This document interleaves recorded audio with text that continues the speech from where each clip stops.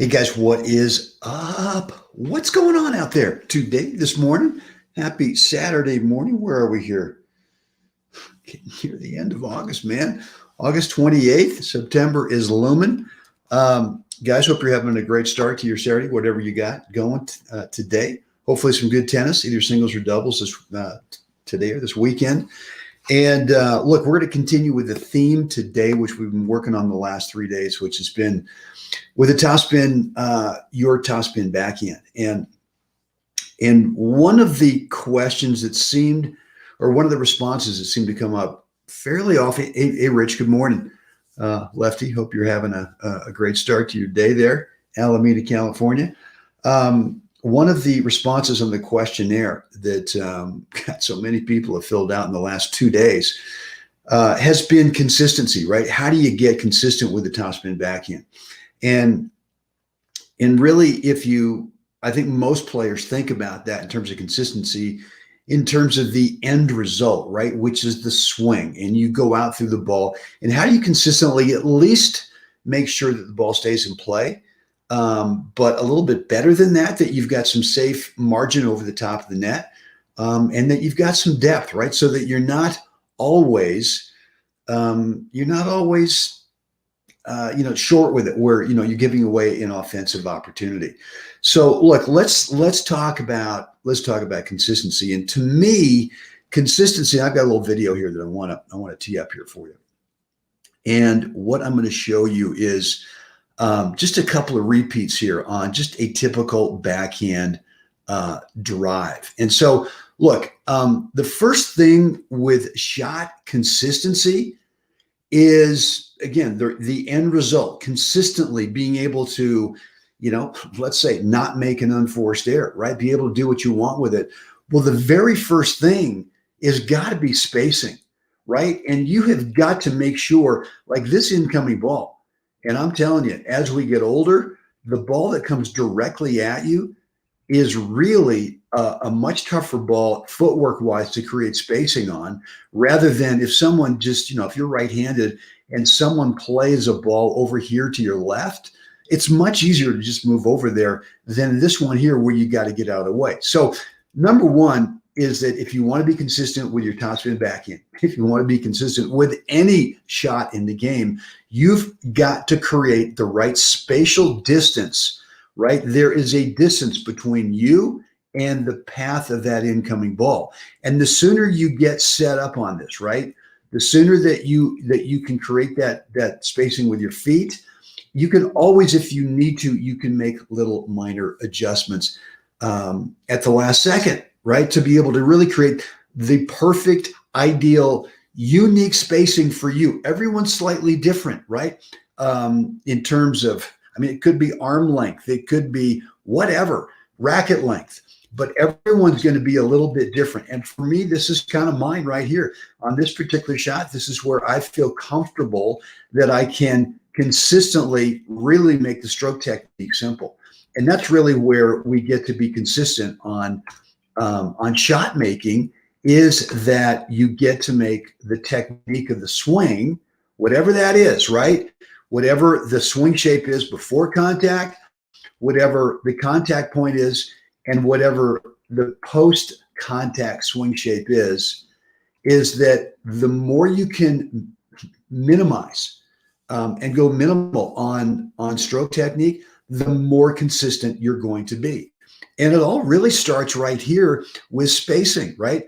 And if you don't have the correct spacing from shot to shot, then you know what you're doing is you then have to improvise your technique.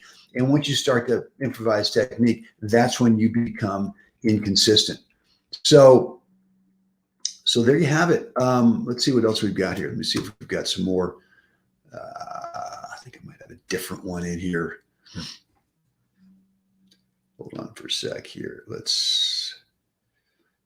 Yeah, here we go. This is obviously a side view of this one, where the ball is being fed, not being fed, but the ball is incoming, where all I got to do is just take one little adjustment step to my left, and that's when you get to be consistent. Because again, the swing shape, you want this to be where you're not having to improvise it, right? And that's when you get this nice feeling of, and we talked about this the other day, of not needing to be strong as you go through the ball, right? And if you've got the right spatial distance away from the path of the ball, right here at contact, that means that you can have swing freedom with your arm that goes all the way out through to the finish. So this one is a little bit lower, right? Where the ball's about, I mean, it's being taken where the ball's dipping down, but it's the same sense. So there you go. There you go.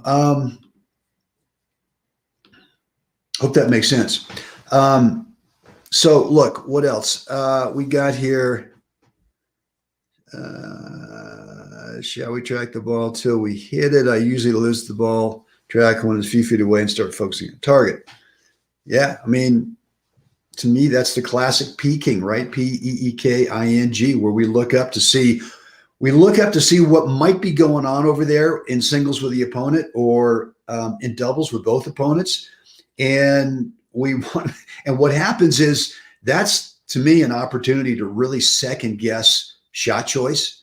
And one of the things that we worked on, last week, I think it was, is we worked on one of the things that we've got to do in matches is that your initial shot choice instinct is you got to stick with it. I mean, every ball that comes in to us, no matter what shot we're about to play, I mean, there's always shot choices, right? You could drive it cross court, you could drive it up the line, you could lob it, you could slice it, you could do dropper. I mean, there's so many different potential shot choices that if you go through the list on every incoming ball, you just never really commit. And that's when you start to look up and peek to see what's going on over there, not only with the opponent or the opponents, but also because you're not sure. You're not sure.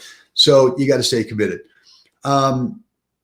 Eduardo, good morning. Using the Continental, I think you meant grip. And, I use more of a hybrid kind of between a Continental and a full-blown Eastern backhand grip, which is where you've got, the palm on top of the racket handle. Just because, I don't know, just for me, it just feels better. And, when I teach the grip on this backhand drive, this topspin backhand drive, I'm not really telling you I mean, if you look at McEnroe, right? Mac played with a full Continental on his topper backhand. So it's doable, but you can go all the way over to, I mean, we watch Fed and these guys now with a full-blown Eastern backhand grip. So you have to kind of tinker with it and see which one feels best for you. For me, it's a hybrid between the Continental and the Eastern backhand. And I think what you'll discover is that you, first of all, should not be told that you got to be locked into one or the other. And a lot of that is just because, well, I don't want to get into the whole teaching pro thing. Eduardo, it's hard to put topspin with a Continental grip. Okay. Maybe for you it is. Yeah. I would say for the entire world, no. I mean, for me, I can definitely hit a topper backhand with a full Continental if I need to, but that just, then I end up having to sort of do something with grip tension and having to kind of improvise, swing shape. So, but again, this is unique to everybody. It's an individual thing with grip. And what I would tell you is that you'd be smart when you first go out there and you start working on it, is to have someone feed you some really slow balls, or get on the ball machine and have the ball machine, slow incoming balls, not fast balls, but slow, where you can tinker with different grip positions and see what it feels like. See which one feels the best, the most comfortable, to where you can kind of relax the grip. You don't need to go with the death grip just to hold it in that position, because like we talked about, I think it was yesterday, when we talked about if you get too tight in the grip, you can't drop the racket under the ball slightly, and you can't really get some natural swing speed going through the ball because you're just muscling your way through it. So you need to find a grip position. And again, it's not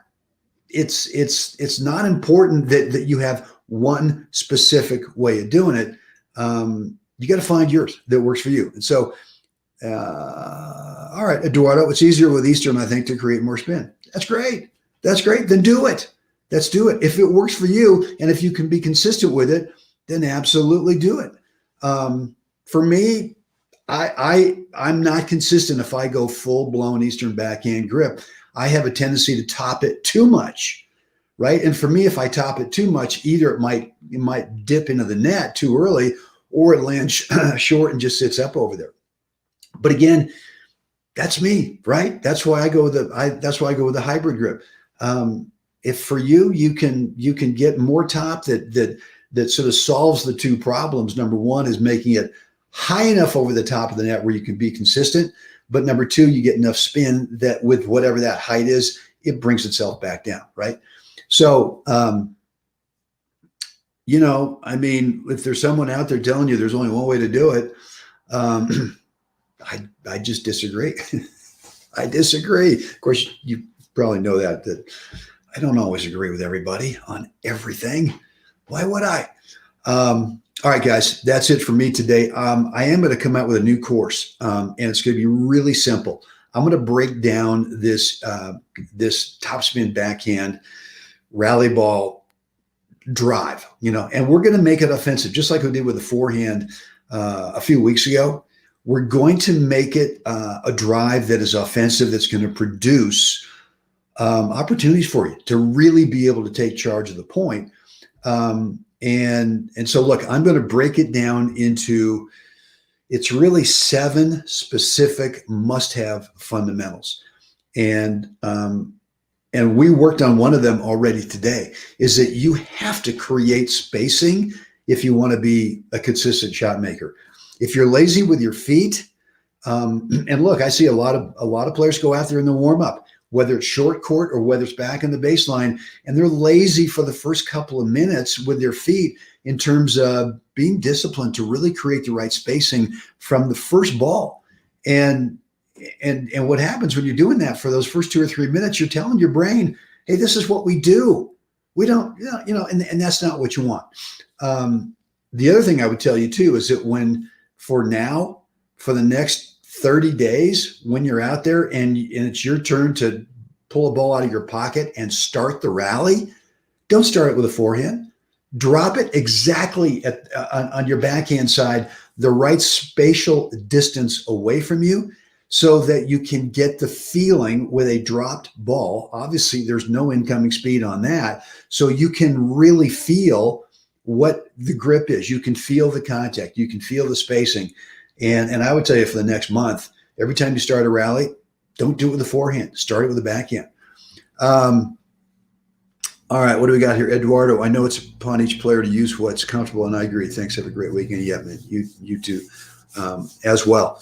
All right, guys, I got to scoot. But again, I got a new course coming out, and putting the final touches on it. A lot of it is the final touches are based on the survey. So if you've not taken the questionnaire yet, would love for you to do that. If you're on my email list, I've been sending that out the last couple of days. First of all, it's anonymous. But number 2, it's only going to take you 60 seconds at the most. Maybe if you get real verbose in terms of writing, which verbose I think is fine.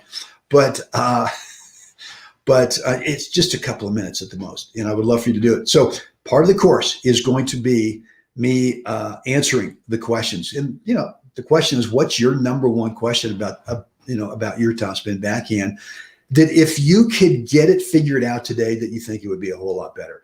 So I want to know what that is. I'm also asking you, and it's just a multiple choice question, which is, if you could only choose one of these topspin backhand situations, which one would you really like to get better at right now?